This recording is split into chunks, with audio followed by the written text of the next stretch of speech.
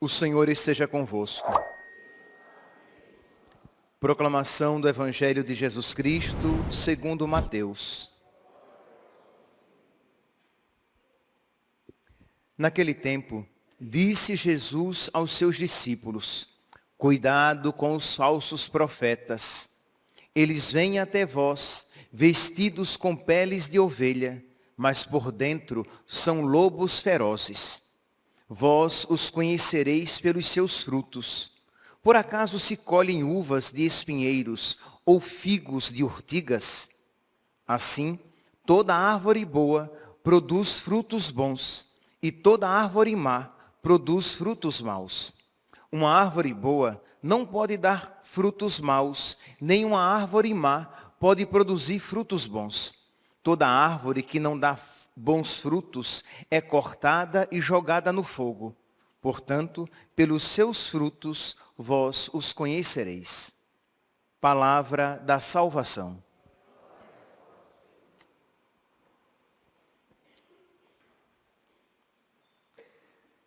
Caríssimos irmãos e irmãs, o Evangelho de hoje é uma continuação imediata do Evangelho de ontem.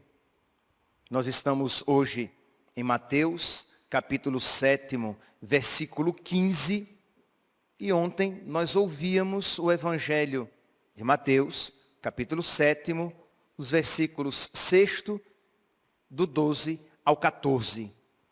Começamos hoje com o versículo 15, então estamos numa continuação.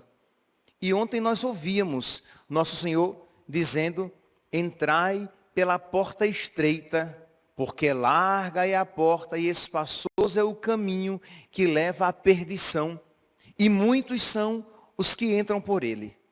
Então, nós refletíamos ontem que esta palavra de Nosso Senhor é uma palavra não muito simpática, porque ele está deixando claro que a salvação se alcança com um certo esforço. Ou melhor, o certo aqui não está bem aplicado. A salvação se alcança com esforço. Esforçai-vos por passar pela porta estreita, porque muitos vão tentar e não vão conseguir, vai dizer Jesus agora em Lucas, no capítulo 12, no capítulo 13, versículo 24.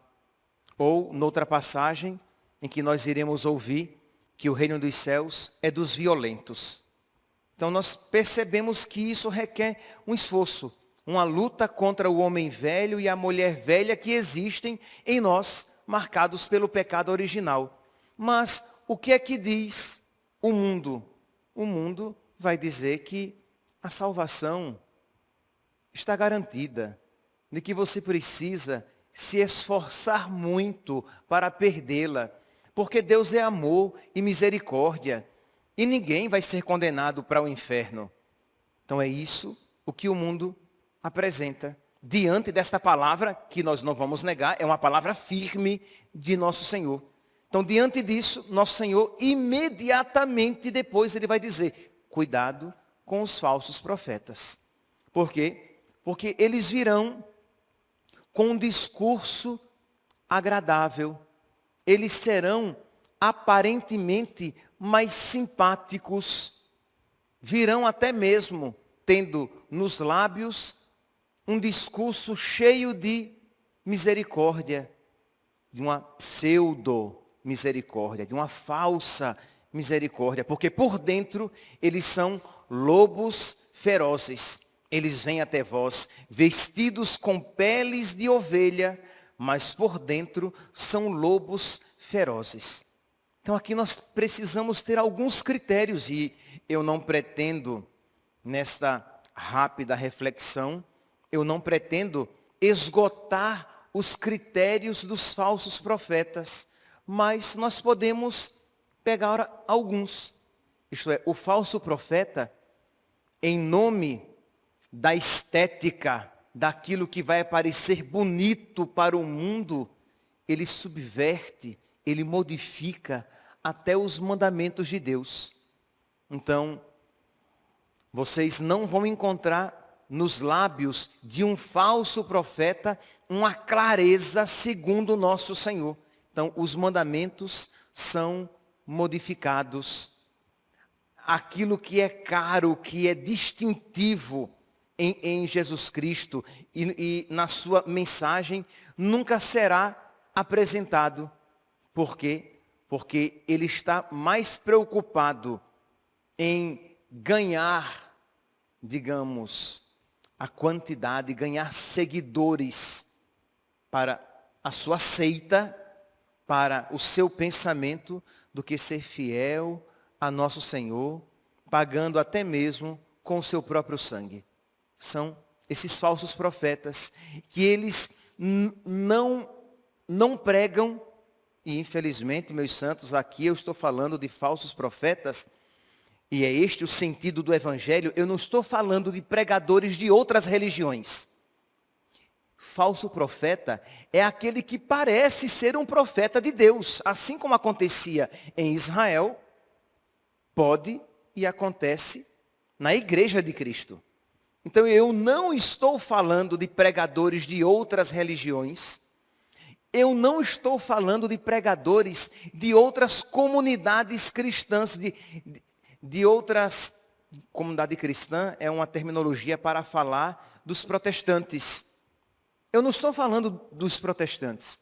Eu estou falando a nosso respeito, sobre nós. Isto é, sobre nós católicos. Isto é, de nós estarmos atentos se não existe um falso profetismo entre nós. Lembrando que a voz da nossa consciência também é profeta para nós, né? Ela fala para nós. Ela, de alguma maneira, ela nos catequiza. Então, cuidado também com aquilo que nós dizemos a nós mesmos em nome de Deus, para saber se isso nós estamos falando segundo Deus. Mas mas apliquemos aqui primeiramente àqueles que pregam para fora, que pregam para os outros. Então, um falso profeta, ele subverte os mandamentos de Deus. Um falso profeta, ele não prega, ele não promove um rompimento com o mundo e com o pecado. Por quê? Não precisa de tudo isso.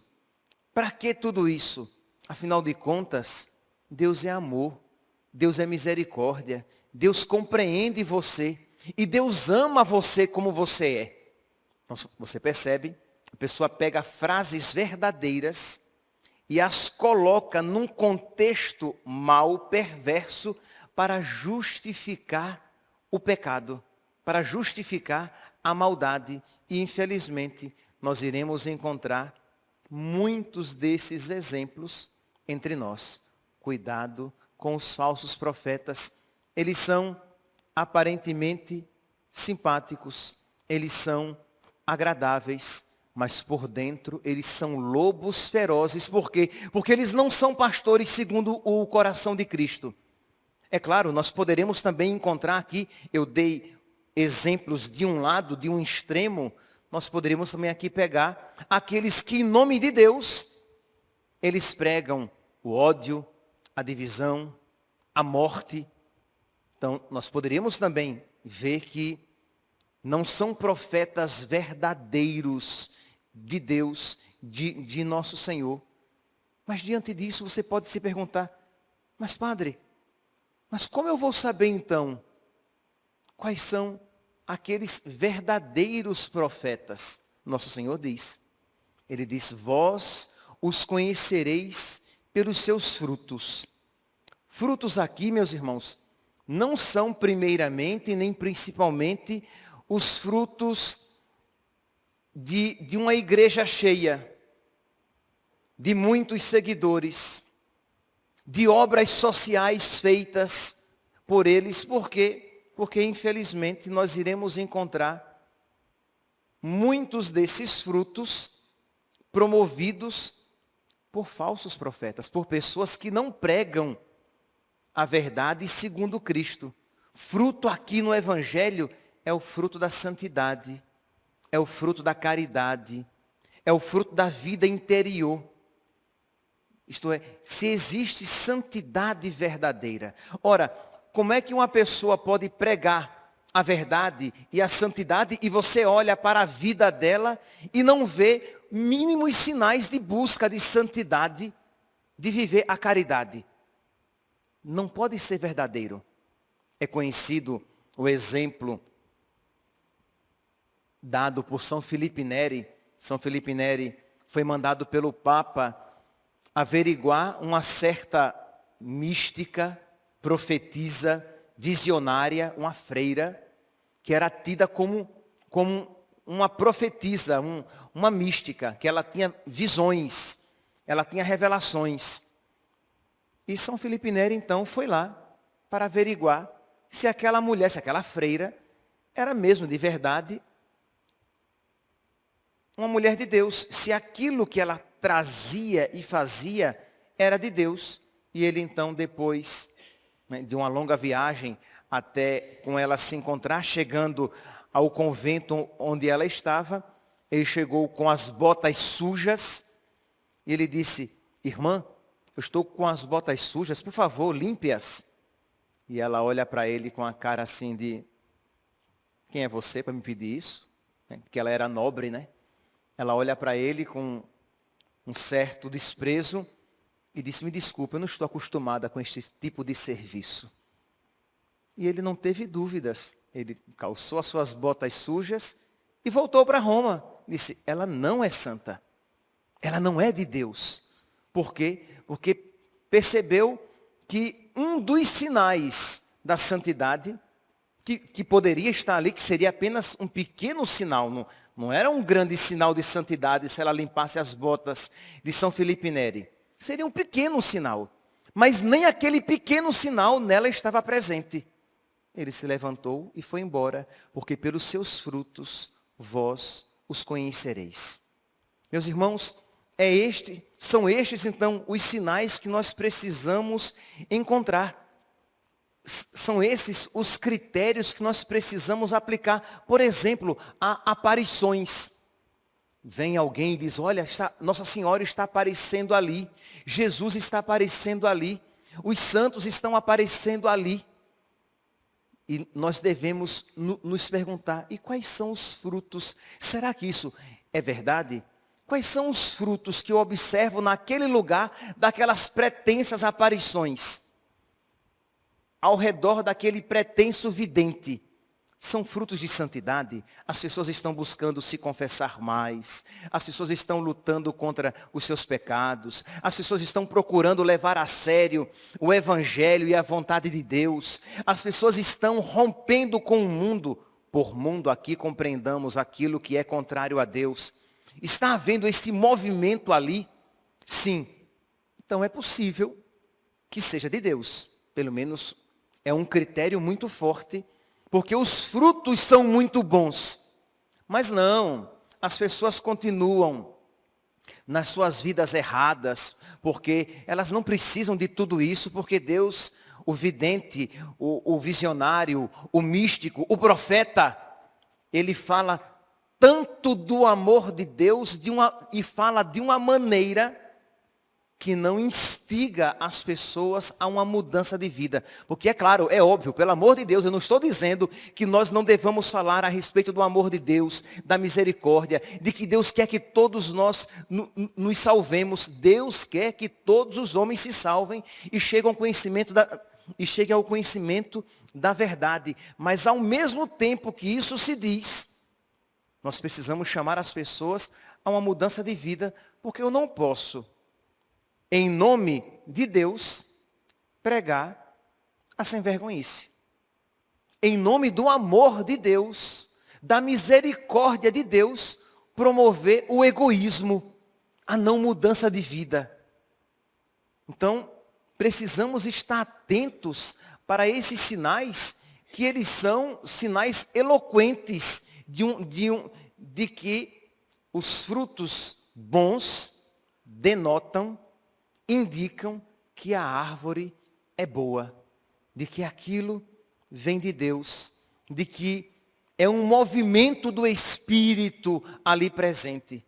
E é claro que se isso vale para o profeta, para nós sabermos se ele é um profeta de Deus ou se é um profeta do diabo, se aquele seu discurso de verdade vem de Deus ou vem do diabo, isso é válido para ele, mas é válido também para nós.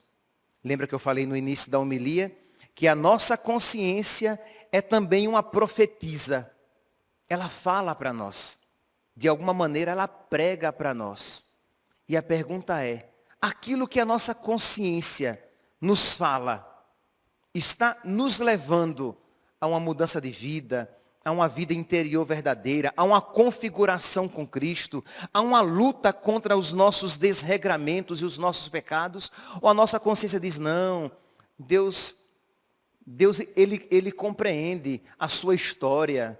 Deus compreende tudo aquilo pelo qual você passou. E aí você vai se afagando a si mesmo, vai se afagando a si mesma e não vai mudando de vida. E não vai tendo uma vida de verdadeira santidade. Não vai sendo guiado e movido por caridade. Não vai buscando um rompimento com tudo aquilo que desagrada nosso Senhor.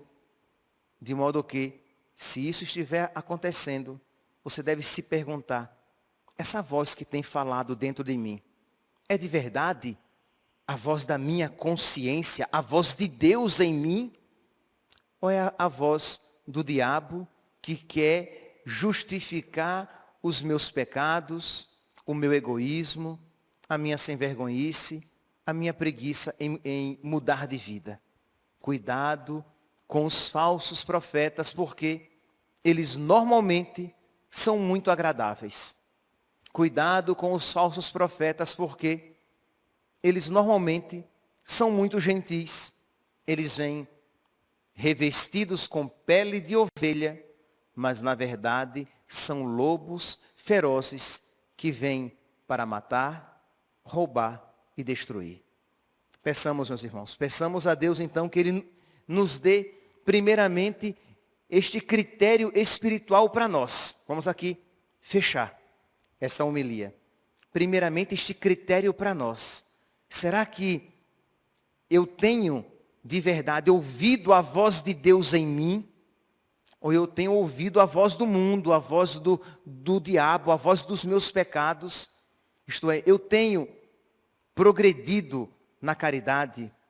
Eu tenho lutado contra os desregramentos em mim?